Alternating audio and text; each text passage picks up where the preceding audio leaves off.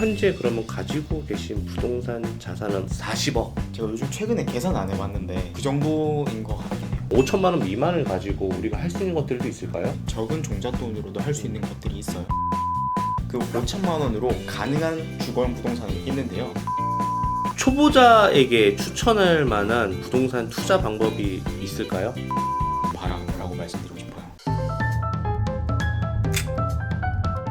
자, 이렇게 포테님 모시고 다시 오게 되었습니다. 우리가 첫 번째 시간 때는 구매 대행 관련한 이야기를 했죠. 보통 이제 이커머스 관심이 있으신 분들이 그래도 투자 그리고 이제 돈을 벌 수 있는 것들 제2의 파이프라인 전부 다 관심이 있기 때문에 부동산 이야기도 충분히 관심이 있을 거라고 생각합니다. 근데 진짜로 그 부동산과 사업은 뗄래야 뗄 수 없다고 이야기들 많이 하시더라고요. 25살에 1,000만 원 가지고 우리 사업을 부동산을 일구신 호태님께서 좋은 이야기 오늘 많이 들려주시면 좋을 것 같아요.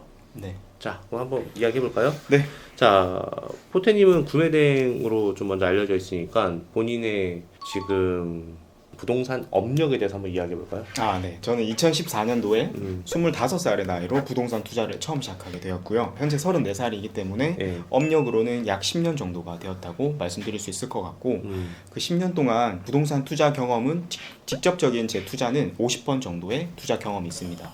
종류를 한번 물어볼게요. 토지 해봤어요? 제가 원래 처음부터 시작한 게 토지였습니다. 토지? 오, 그러면 아파트도 무조건 많이 해봤죠. 분양권, 분양권도 해봤습니다.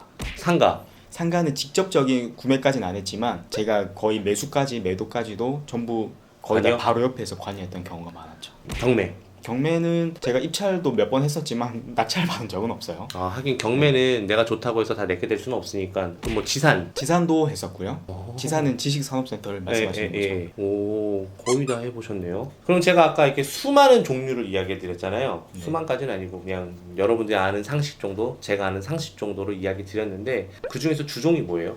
저는 상대적 가치 평가라고 하는 저만의 평가 방식으로 아파트를 투자하고, 아파트가 저는 전국에 지수화를 시켜서 이 전국의 서열이 정해져 있다고 믿는 편인데요. 이 전국의 서열은 서울을 기준으로 가장 최상단에 있는 강남의 가격을 기준으로 아래 나래비를 세울 수 있습니다. 오. 그렇게 나래비를 세웠을 때 조금 더 평균치에 비해서 저평가된 요소를 첫 번째 투자 항목으로 인지를 하고요.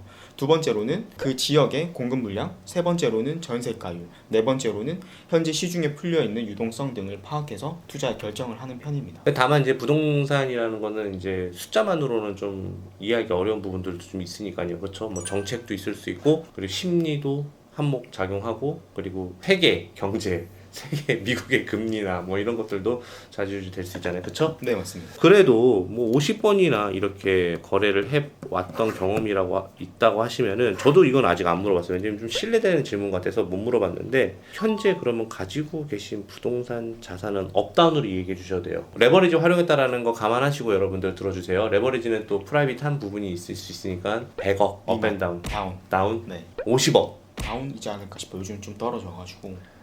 40억. 제가 요즘 최근에 계산 안 해봤는데 그래도 업인 것 같다. 아니 그 정도인 것 같긴 해요. 본인 나이에 비해서는 어마어마한 자산 규모는 맞는 것 같아요. 그래서 감당이 안 됩니다. 감당이 안 돼요. 지금 레버리지 때문에. 네, 맞습니다. 네. 자, 그러면 보통 어떻게 물건을 정하고 어떤 식으로 투자가 이루어지는지 좀 여쭤보고 싶어요. 네, 첫 번째로 제가 사용하는 방식을 이해하기 위해서는 부동산의 흐름을 이해해야 되는데요. 저는 이 부동산의 주력 투자 상품은 현재는 아파트이거든요. 근데 이 아파트는요, 지역마다 공급의 시기가 다 다릅니다. 좀 더 구체적으로 말씀을 드리자면 부산과 대구, 인천, 대전 이런 광역시들에서 먼저 만들어진 그 도시의 태생이 다르다는 거죠. 그러면 그 태생이 달랐던 그 시기에서부터 부동산 공급이 시작됐을 텐데, 예를 들어 대구가 부산보다 10년 늦게 만들어졌다면, 그러면 대구가 부산보다 10년 늦게 만들어졌기 때문에 아파트 공급 역시도 10년 뒤부터 이루어졌겠죠. 그게 지금까지 이어져 와서 이런 공급에도 지역마다의 주기가 있고 시기가 다 다릅니다. 이걸 인지할 수 있으면 지역마다 부동산의 흐름이 다르다라는 생각까지 올 수 있는데요. 부동산의 공급이 다른 측면 때문에 부동산의 가격적인 요소에서 저평가의 지수를 계산을 할 수 있다면, 저는 이런 지수를 상대적인 가치 투자 방법이라고 표현을 하는데, 그 지수를 토대로 첫 번째로 의사결정을 하기 위해서 가장 중요한 지표로 삼고 있습니다. 그거를 다 일일이 수작업으로 다 한번 해보실 거예요? 네, 맞습니다. 오, 그렇게 해서 성공 확률은 얼마 됐어요? 최근에 하락장이 오기 전까지는 99% 정도였죠. 와, 어쨌든 위기 때도 대비를 할 수 있는 뭐 그런 거네요. 자, 그러면 제가 이거 하나 여쭤보고 싶어요.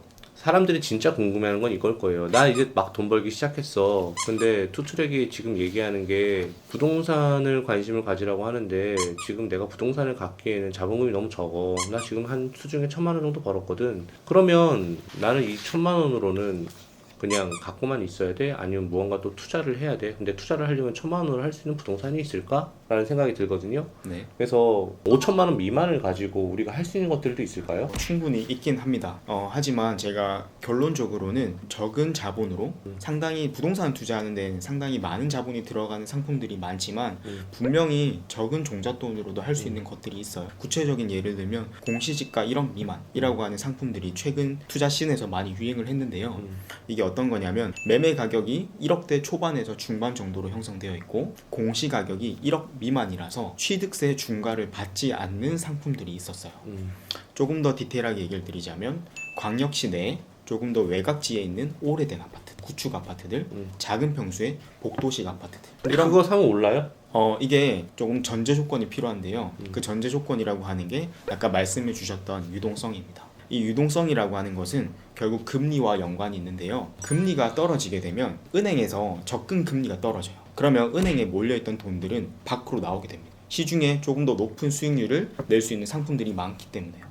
하지만 금리가 올라가게 되면 당연히 그냥 적금만 해놔도 시중에 밖에 투자하는 것보다 훨씬 리스크도 없으며 안정적인 수익률을 낼 수 있기 때문에 금리가 높아지면 밖에 나와 있는 유동성은 줄어듭니다. 대부분 이런 사람들 정말 투자하면 안 되는 게 5천만 원 미만 투자할 수 있어요? 있죠. 그럼 찍어주세요. 이런 사람은 투자하면 안 되는 것 같아요. 그쵸. 네, 뭔가 그걸 가지고도 또 자기가 공부도 해보고 그래야 되는데 저라면 2천만 원 정도 있어. 그럼 저는 이 2천만 원을 가지고 토지를 살 것 같아요. 조금 장기적으로 좀 가지고 가면서 토지를 사는 거는 어떻게 생각하세요? 결과론적으로는 잘했던 투자이긴 한데요. 오. 조금 더 제가 나이가 아직 많이 젊지만 조금 더 투자 경력이 지나고 나다 보니까 드는 생각은 부동산 투자의 제일 중요한 점은 저는 황금성이라고 생각해요. 아, 팔려야지. 네. 그런 땅들은 지금부터는 아마 시중에서 발품만 많이 팔면 충분히 싸게 사는 건 가능해요. 근데 싸게 사는 게 중요한 게 아니라 과연 그 값을 제 가치를 받고 팔 수 있을지 잘 팔 수 있느냐? 그걸 매수할 때부터 고민을 해야 됩니다. 다고 생각합니다.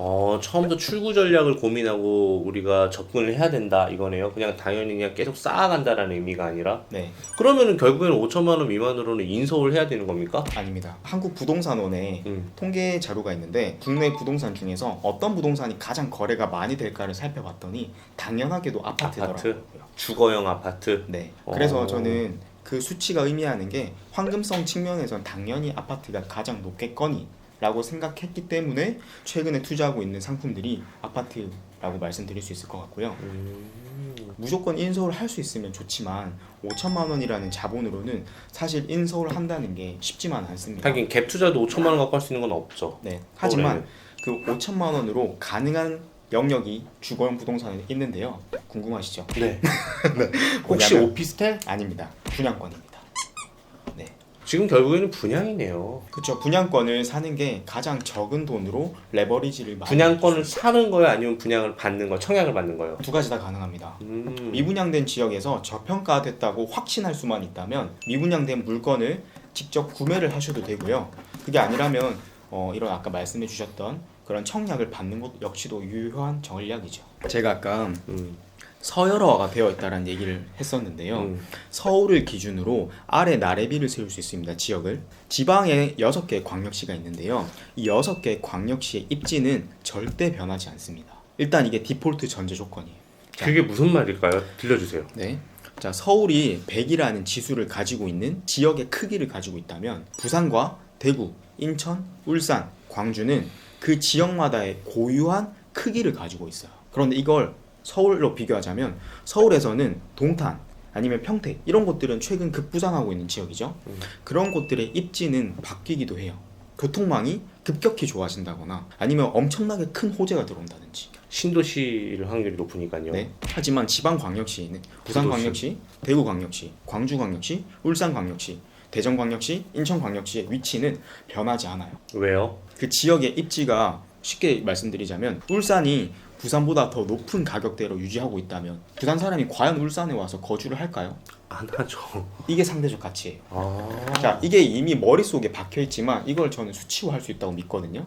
자, 좀 더 구체적인 예로 들면 울산이 대장 아파트가 가장 고점이었을 때가 34평 기준으로 12억이었는데 그 당시 부산의 가격도 1급지에서 12억을 주고 살 수 있었어요. 그럼 어떤 선택을 하시겠어요? 부산 가죠. 그게 정답이죠. 네. 이게 상대적 가치입니다. 재밌는 얘기 드릴게요. 네. 자, 대구와 부산을 비교해 드릴 텐데 네. 대구 대장 아파트가 비쌀까요? 부산의 대장 아파트가 비쌀까요? 왠지 느낌에는 대구의 대장 아파트? 그러세요? 아니. 부산의 대장 아파트지. 왜 그럴까요? 인구가 더 많으니까. 100만이나 더 많죠, 부산이. 네. 부산이 대략 300만이 넘는데 대구는 대략 200만 정도니까요. 네. 그래도 해운대 생각하면 굉장히 높은 건물들도 있고 네. 주거용 것도 있고 하니까 당연히 부산이 더 높을 거라 생각하죠. 네. 근데 이 입지를 자세하게 뜯어보면요. 음. 대구는 과거에 선비들이 많았던 도시라고 이렇게 표현을 하는데 네. 대구는 이렇게 분지로 둘러싸여져 있죠. 예. 대구 안에서 가장 좋은 지역은 범어동, 수성구에 있는 범어동이라는 동네입니다. 네. 근데 그 대구에서는 범어동을 대체할 수 있는 지역이 없어요. 예. 근데 부산은요 조금 달라요. 부산은 1급지라고 불리는 위치가 몇 군데나 되는데요. 네. 제일 첫 번째로는 해운대구, 그 다음에 수영구, 광안대교가 보이는 뷰. 예. 그 다음에 옆에 가면 남구라고 이제 용호동 이런 구들이 있어요. 네. 그 다음에 내륙에는 동래구, 사직동. 그래서 그 지역마다 상위 1%의 수요는 항상 존재합니다. 인구가 줄어들어도 지역이 컴팩트화돼도 항상 그 지역에서 부자, 그러니까 의사, 고위공무원 아니면 판검사, 원래 이 지역에서 자고 날았던 그 유지들, 그런 수요들은 항상 존재하는데 그 사람들이 선택할 수 있는 선택지가 대구는 범어동밖에 없고 부산은 세 군데, 네 군데가 된다는 얘기죠. 자, 그런 측면에서 이 상대적인 평가를 접목시킬 수 있는데요. 대구는 가장 대장 아파트의 가격이 인구가 200만임에도 불구하고 부산의 대장 아파트 가격과 편차가 10% 이상 나지 않았습니다. 이게 정말 재밌는 점이죠. 당연히 부산이 훨씬 더 비쌀 거라고 비쌀 거라고 생각하시죠. 생각했는데 대구랑 거의 차이가 없다 이거는 네. 1급지랑은요. 그렇죠. 그런 점이 지역의 입지를 자세하게 알아야 되는 이유이기도 하고요. 이게 조금 더 연계하자면 그런 상대적 평가의 기준이 되는 방법이기도 합니다. 이런 걸 가지고 우리가 저평가다, 고평가다 이걸 보고 우리가 투자할 수 있는 매물을 찾는 거다 이건 거네요. 그렇죠. 자, 그러면 지금 시기가 어떻게 보면 좀 밑으로 내려갔다가 지방은 아직도 계속 내려가 있는 채로 있는 것 같고 이제 서울은 조금씩 올라가고 있는 느낌이 좀 들어요. 근데 지금이 매수 타이밍으로 보시나요? 아니면 조금 더 관망을 해야 될까요? 일단 아마 투트랙님께서 그 지방이 보합이다라고 느꼈던 부분은 절대 가격이라고 생각하거든요. 자, 이 세상에 우리가 부동산 투자나 아니면 모든 간접 투자는요 퍼센트로 이루어져 있다는 걸 먼저 명심해야 됩니다. 이 모든 절대적인 가치는 이 퍼센트에 귀결되는데요. 우리가 쉽게 생각해 보면 CPI 지수 역시도 퍼센트로 표시를 하고요. 그렇죠. 우리가 국내 물가 성장률, 그러니까 물가 경제 성장률 이런 것들도 전부 다 퍼센트로 표시를 하죠. 네. 그런 퍼센트는요, 이 절대 가격이 커지면 커질수록 그 숫자의 차이가 엄청나게 커지게 됩니다. 실제로 저희가 지금 촬영하고 있는 서울에서는요 매매 가격이 20억 아파트에서는 10%만 상승하더라도 2억이 올라가게 되는데 지방에 있는 대장 아파트가 10억짜리가 10%만 오르게 되면 1억이 오르게 되는 거죠. 이게 수치적으로 보면 퍼센트는 똑같이 올랐지만 절대적인 숫자가 작기 때문에 훨씬 더 이 차이가 이렇게 커진다고 표현할 수 있습니다. 장기적으로. 그런 면에서 가장 우량한 비싼 자산을 사는 것만이 이런 자본주의 시대에 물가를 상승하는 거에 대해서 방어할 수 있는 가장 좋은 방법이라고도 말씀드릴 수 있을 것 같고요. 이건 지역마다 나눠질 수 있을 것 같은데요. 먼저 공급 물량이 많은 지역에서는 전세 가율이 낮기 때문에 조금 더 매매 가격이 저평가될 확률이 높습니다. 근데 이 저평가라고 하는 건 아까 유동성을 중요하게 생각한다고 말씀드렸는데요. 이 유동성이 이 시장에 많아지게 되면 정말 신기하게 이 유동성은 가장 저평가된 가장 좋은 우량 자산부터 찾아 들어가져 갑니다. 그게 서울에서는 강남이고 그다음 마영성이라고 불리는 지역들, 노도강, 그다음 경기도 권역들, 그다음 지방으로 내려오게 되는 거죠. 그래서 이런 유동성이 앞으로 더 유지될 것인가를 따져보는 게 첫 번째고요. 그렇게 유동성이 지속된다면 당연히 저평가된 곳에도 이 유동성은 들어온다 라고 얘기를 드릴 수 있을 것 같고, 그런 측면에서 지금은 매수 타이밍이냐라고 여쭤보셨을 때 저는 실수요자들이 내년까지는 매수할 수 있는 유동성이 시장이 풀려 있다고 생각을 해요. 왜냐하면 국가에서 이런 유동성을 의도적으로 풀어놓고 있기 때문이라고 생각을 하는데, 혹시 특례 보금자리론이라고 최근에 혹시 들어보셨나요? 네, 들어봤습니다. 이게 매매 가격 9억 이하의 아파트를 사는데 DSR을 최소화시켜서 사람들에게 대출을 많이 할 수 있게끔 장려하는 그런 정책이 되어버렸거든요. 근데 이게 결국에 좀 더 이제 근원적인 의미에서는 유동성을 국가가 계속 밀어넣어주고 있는 거죠. 근데 이 유동성이 엄청 빠르게 소진됐어요. 이 특례 보금자리론이. 그래서 국가가 이걸 한 번 더 연장한다고 합니다. 이 얘기인즉슨 실수요자들이 부동산을 살 수 있게 유동성을 국가가 밀어 넣어주고 있다, 이렇게 평가를 할 수 있게 되는 것이죠. 자, 그러면 초보자에게 추천할 만한 부동산 투자 방법이 있을까요? 아까 했던 얘기 중에 표현했던 방식이 하나 있었는데 저는 전세가율을 봐라 라고 말씀드리고 싶어요. 전세가율? 네, 이렇게 많은 투자 지표들 중에서 가장 쉽게 확인할 수 있는 지표 하나만 뽑는 게 전 중요하다고 생각하거든요. 왜냐면 부동산 전문가들이나 부동산 공부를 계속 하시는 분들에게는 이런 요소를 장기적으로 꾸준히 바라보는 게 가능할지 모르겠지만, 우리는 매일매일 하루를 살아내야 되잖아요. 일도 해야 되고 가정도 돌봐야 되고. 그래서 저는 특별하게 정말 한 가지 요소로만 부동산을 평가해야 된다면 전세가율이 지금부터는 중요한 부동산 가격 결정 요소라고 생각을 합니다. 어떤 부분에서 그런가요? 전세가율이 오르는 거랑 내리는 거랑 무슨 상관관계가 있을까요? 네, 상관관계가 저는 상당히 높다라고 생각을 하는 편인데요. 저는 이 부동산이라는 것 자체가 리브의 개념이 아니라 바이의 개념으로 이미 시장이 바뀌었다라고 생각을 해요. 그렇죠. 그런 측면에서 이 부동산은 우리가 거주하는 곳이 아닌, 거주도 하지만 자산의 영역으로서 분명히 편입되었다라는 것이죠. 그렇다면 이렇게 자산으로 편입된 부동산은 수익률의 관점에서도 한번 평가를 해볼 수 있는데요. 우리가 간접 투자하는 상품들 중에서 주식, 펀드, 채권 이런 것들의 보통 연간 수익률이 10%를 초과하지 않습니다. 이 10%가 정말 중요한 수치인데요. 이 간접 투자하는 방식에서 10%에 넘는 초과하는 수익률을 기록한다면 아마 그 자금이 엄청 많이 그곳에 몰릴 거예요. 그러면 금리가 낮아지고 전세가율이 높아져야겠네요. 네, 좋은 말씀이고요. 그거에 더해서 전세가율이 약 70%를 초과하게 되면요, 우리가 보통 부동산 투자할 때 전세를 끼고 투자하는 방법을 갭 투자라고 하는데, 전세가율이 70%라면 매매 가격 대비했을 때 우리의 자본은 30%만 들어가게 되는 거죠. 그런데 제가 부동산을 장기적으로 평균을 내봤더니 매년 올라갈 때도 있고 떨어질 때도 있고 보합일 때도 있지만 장기적으로는 우상향을 했는데, 그 우상향했던 수치가 1년에 매년 10% 이상씩은 상승을 했다라는 결론에 이를 수 있었습니다. 그게 어떻게 그렇게 되죠?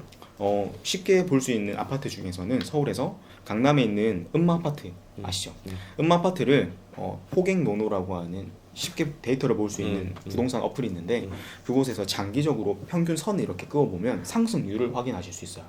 근데 그 상승률이 장기적으로 매년 10% 이상씩 상승했더라. 근데 이게 모든 지역에서 대장급들의 아파트들이 비슷하게 움직였습니다.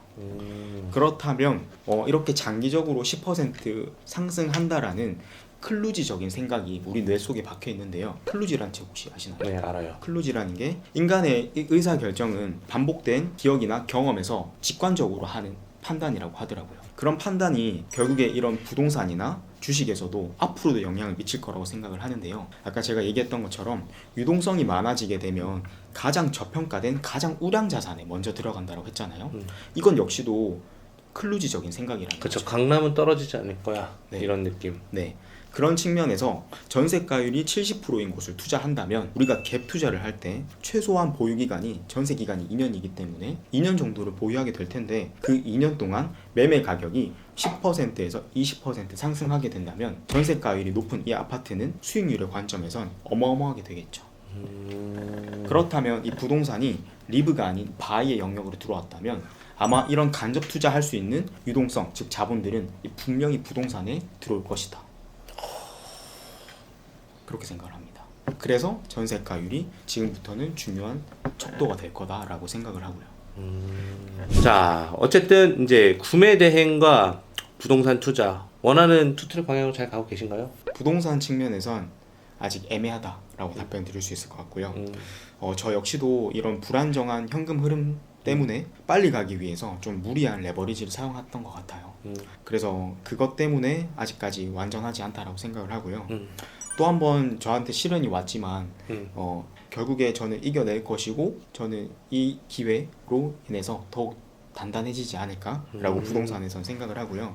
투트랙님과 사전 미팅에서 저한테 이런 말씀 해주셨거든요. 풍인쇼에서 말 걸어주신 분이 저밖에 없다라고. 근데 저는 그 부분이 처음엔 그럴 수 있겠다라고 생각을 했는데 시간이 지나고 나니까 그런 점도 저의 장점이 될 수 있겠구나. 그런 와중에 저를 기억해 주셨다는 것만으로도 저는 좀 사업적인 역량에서 그런 부분의 장점을 10분 발휘할 수 있었으면 좋겠다라는 긍정적인 생각을 했습니다. 그래서 저는 사업적으로는 잘 가고 있고 투트랙적에서는 조금 더 발전하기 위해서 노력하고 있다 라고 말씀드릴 수 있을 것 같습니다. 그래서 너무 저를 너무 좋게 포장해 주셔서 말씀해 주셨는데요. 오늘 인터뷰를 마친 소감을 좀 한번 듣고 싶어요. 너무 많이 준비해 주셨고 말씀도 되게 논리 있게 다다닥 잘.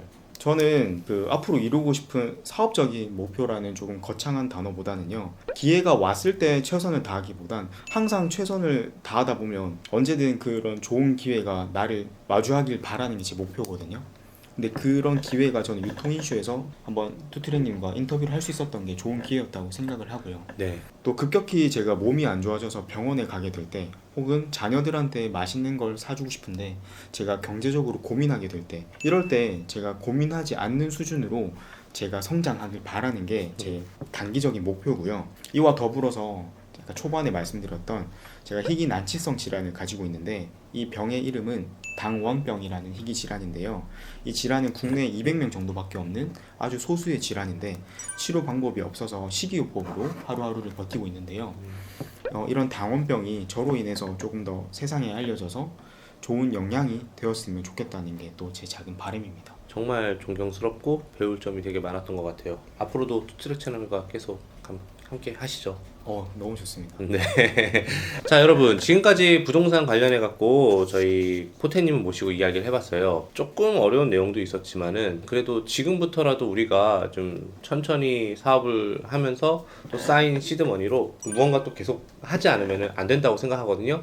그래서 오늘을 계기로 또 여러분들이 다시 관심을 갖는 시발점이 되었으면 좋겠습니다. 자, 이 채널을 보시는 모든 분들, 그리고 온꿈사 회원분들, 그리고 투트랙 채널 구독자분들 모두가 부자 되는 그날까지, 지금까지 포텐 투트랙이었습니다. 감사합니다. 감사합니다.